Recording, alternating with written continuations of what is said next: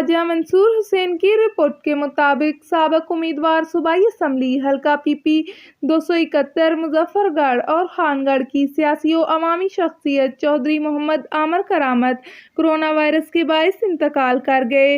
वो कुछ रोज से कोरोना की वजह से तुर्किश अस्पताल मुजफ्फरगढ़ में जेर इलाज थे। मरहूम की नमाज जनाजा खानगढ़ स्टेडियम में अदा की गई।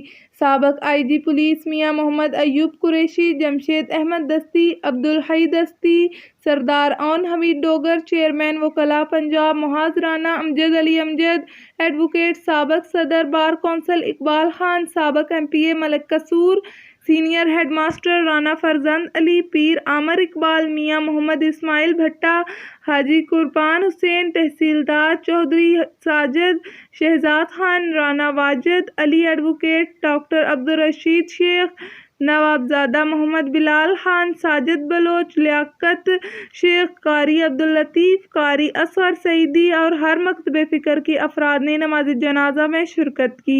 मरहूम की नमाज जनाजा मौलाना नज़ीर अहमद ने पढ़ाई।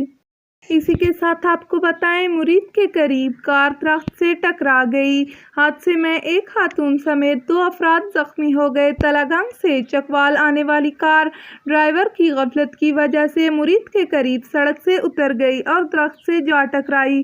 कार में 4 अफराद सवार थे, जिनमें 36 साला विजय कुमार और 25 साला रवीना जख्मी हुए।